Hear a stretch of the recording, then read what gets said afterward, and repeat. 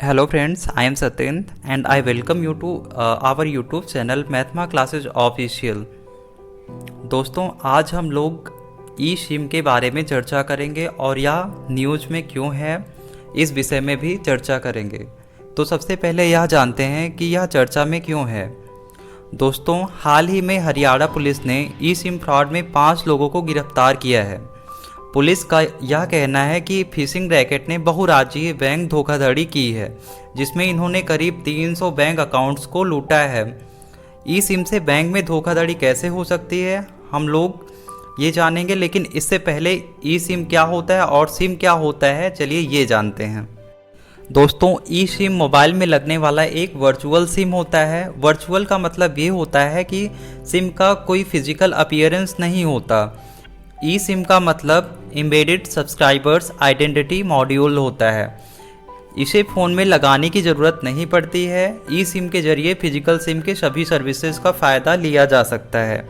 यह एक चिप की तरह होता है, जैसा कि आप इमेज में देख सकते हैं, जो कि सिम कार्ड की ही तरह काम करता है।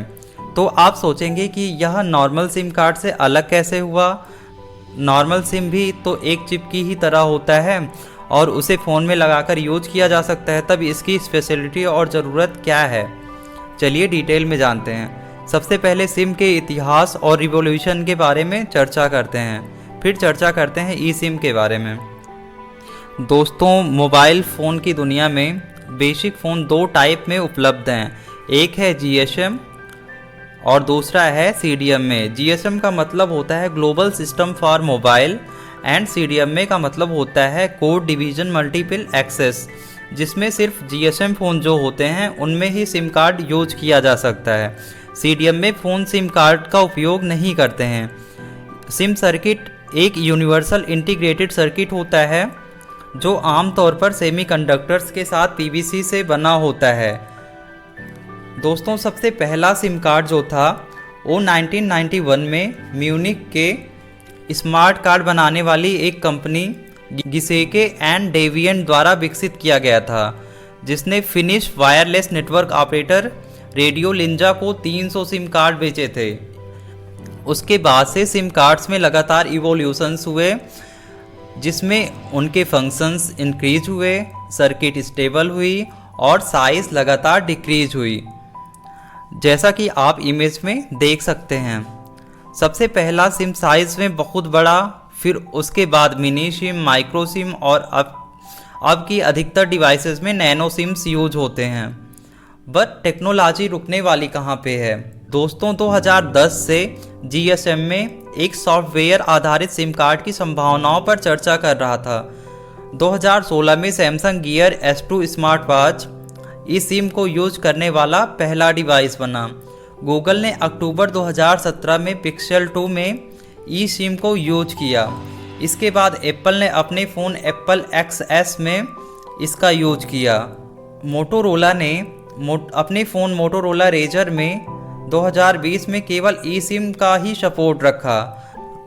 अब आते हैं अपने टॉपिक पर कि ई सिम के जरिए धोखाधड़ी कैसे हो सकती है। दोस्तों, ई सिम के जरिए धोखाधड़ी के लिए क्रिमिनल सबसे पहले बहुत सारे मोबाइल नंबरों को इकट्ठा करते हैं और नंबरों के जरिए बैंक खातों में लॉगिन की कोशिश करते हैं। अगर किसी नंबर पर बैंक द्वारा OTP भेजने का साइन उन्हें मिलता है तो ये क्रिमिनल उस नंबर पर कस्टमर केयर होने का बहाना करके फ़ोन करते हैं और ग्राहक को सिम अपग्रेड करने या KYC अपग्रेड करने के बहाने से पर्सनल इन्फॉर्मेशंस जानने की कोशिश करते हैं। इसके बाद एक मेल भेजते हैं जिसे ऑफिशियल कस्टमर केयर नंबर पर भेजना होता है। इस बहाने से वो उस व्यक्ति से अपना खुद का ईमेल लिंक कर लेते हैं और व्यक्ति के सिम को ई सिम में बदलने का आधिकारिक आवेदन डलवा देते हैं। यह प्रक्रिया पूरी होने के बाद क्रिमिनल्स के पास ई सिम का एक्सेस हो जाता है, जिसके थ्रू वह उस नंबर से जुड़े सभी खातों को कंट्रोल कर सकता है। दोस्तों, रिजर्व बैंक ऑफ इंडिया द्वारा जारी आंकड़े के मुताबिक इस तरह के अपराध के साल 2019-20 में कुल 2678 मामले दर्ज किए गए हैं। ये मामले कुल 195 करोड़ रुपए के फ्रॉड से जुड़े हुए हैं। ऐसे अपराधों को रोकने के लिए क्या किया जा सकता है, आप लोग कमेंट बॉक्स में ज़रूर बताएं।